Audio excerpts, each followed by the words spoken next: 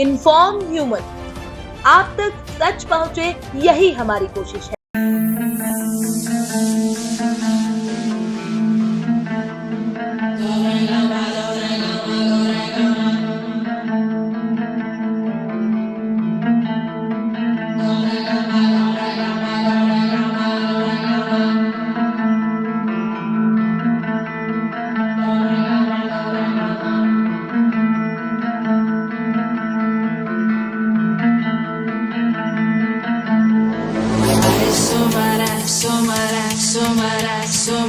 सुमनोहरकान्तियुते श्रितरजनी रजनी रजनी रजनी रजनी करवक्त्रवृते सुनयनावि भ्रमरा भ्रमरा भ्रमरा भ्रमरा भ्रमराधिपते जय जय महिषासुरमर्दिनि रम्यकपर्दिनि। नमस्कार। देवास के आस्था के प्रमुख केंद्र, इसको लेकर के इन्फॉर्म वन के स्पेशल एपिसोड में आज हम कालानी बाग के उस मंदिर पर उपस्थित हैं जो ऐतिहासिक गाथाओं का वर्णन करता है। लगभग 300 वर्ष पुराना ये मंदिर, जहां दुर्गा बाग कहा जाता था, वह विरासत कालीन ये मंदिर है दुर्गा माता का। यह हालांकि शारदा माता का मंदिर कहा जाता था। एक समय अभी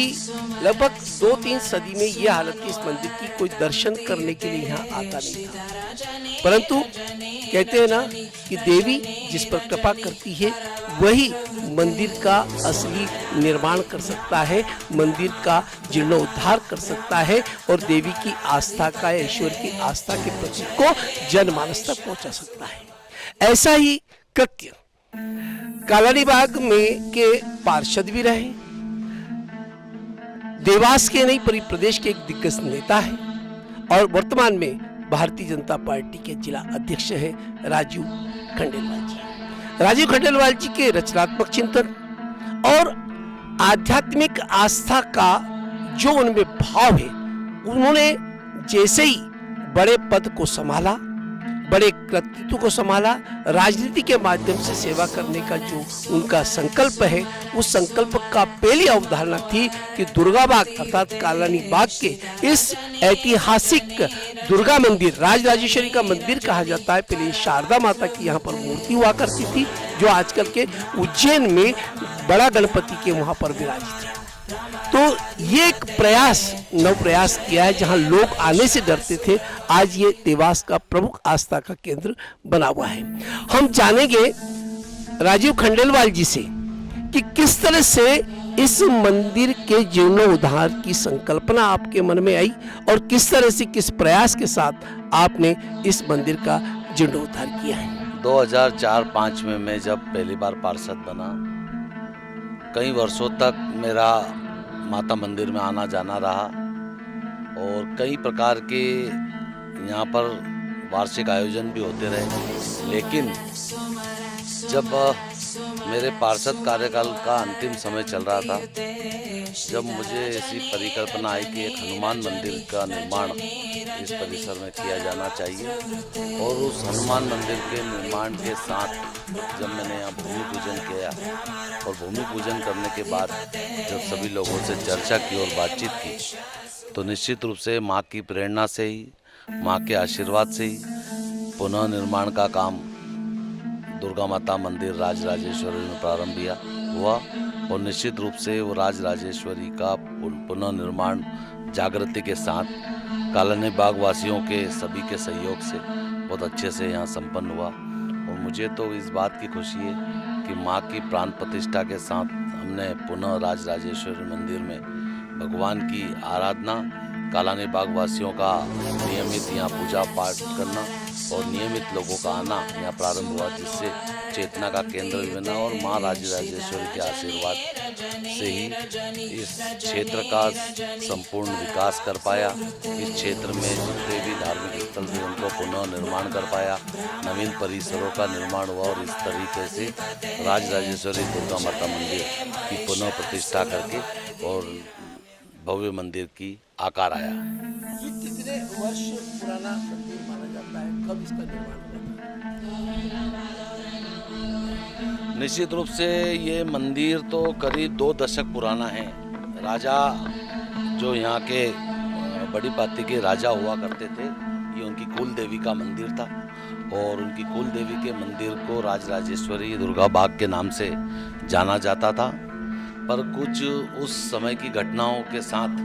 यहाँ पे 2-4 घटनाएं उस समय घटी थी, उसके कारण से यहाँ की मूर्ति राजा ने निकालकर उज्जैन बड़ा चिंतामण गणपति पर पहुँचा दी थी। और जब से ही यहाँ पर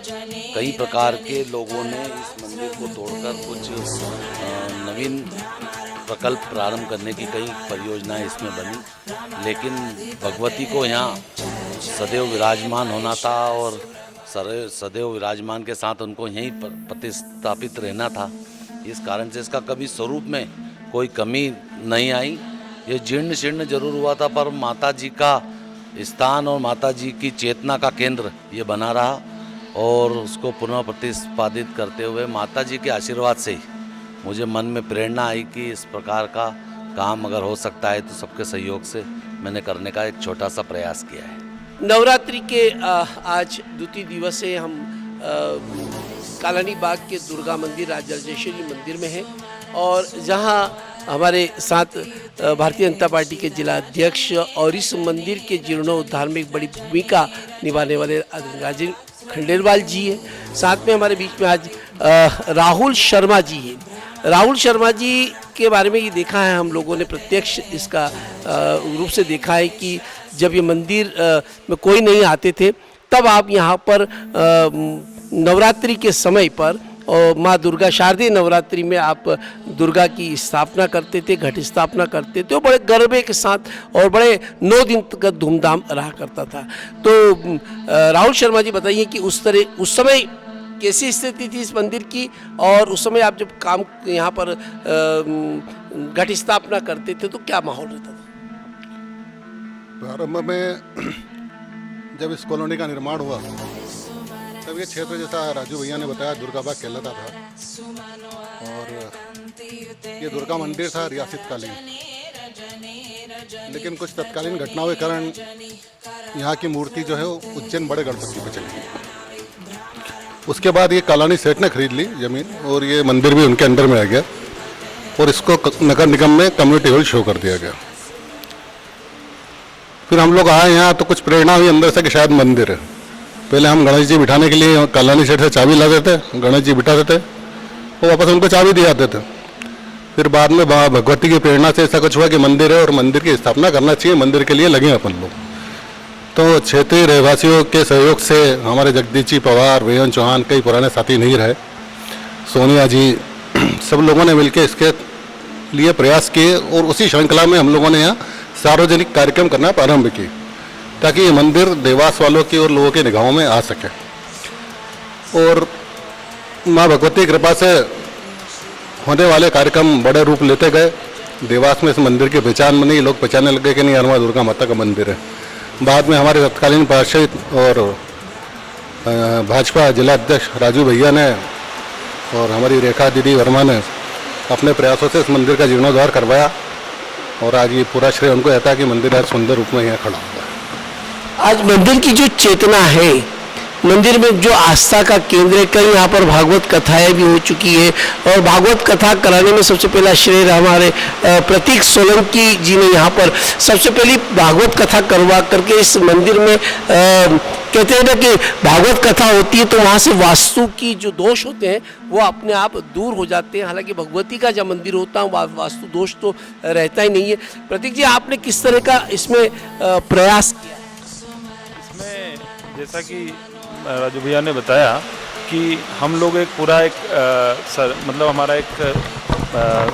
ग्रुप बना करके और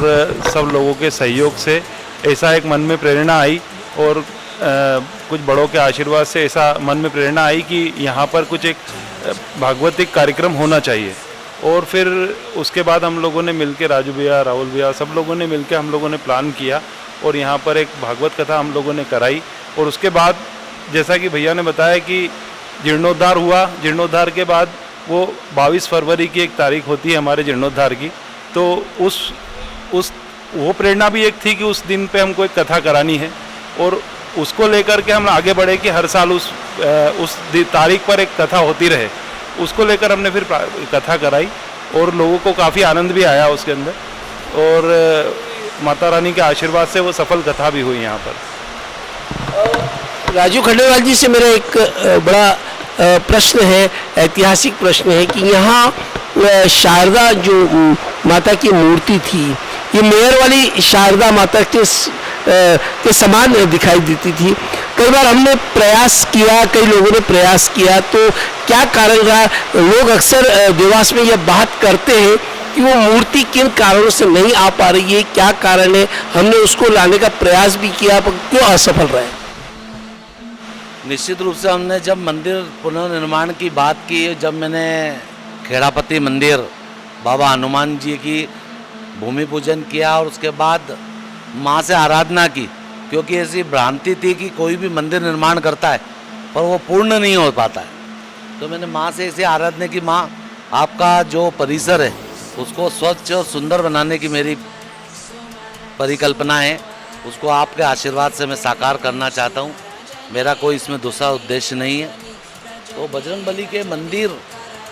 जो चेतना का केंद्र है, उनकी भूमि पूजन के बाद इस जगहों पर ऐसा वातावरण बना कि धीरे धीरे हमने सारे काम आसानी से होते गए। पुनः मंदिर की प्राण प्रतिष्ठा के लिए कई लोगों ने बोला कि वो उज्जैन वाली मूर्ति यहाँ लाकर वो कराना चाहिए, पर शास्त्रों से मैंने कई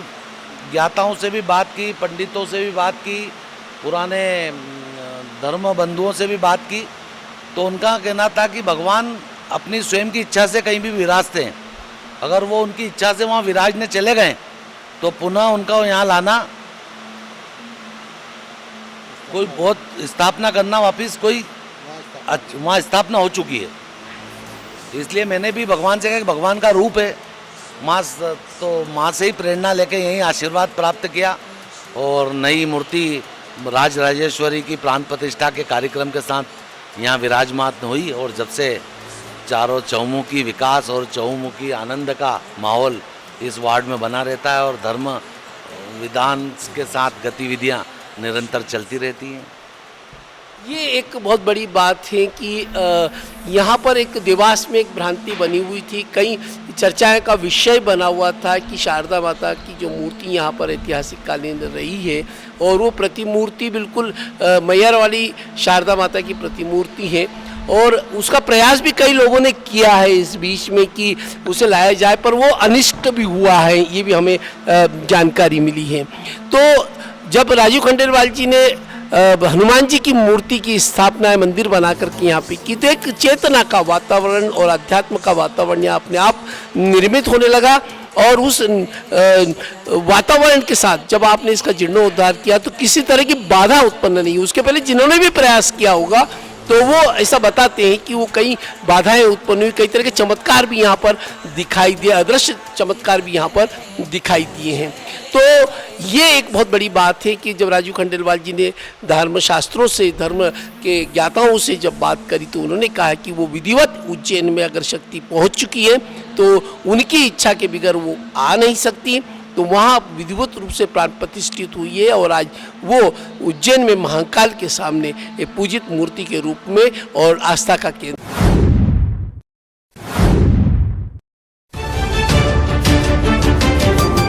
इन्फॉर्म ह्यूमन, आप तक सच पहुंचे, यही हमारी कोशिश है।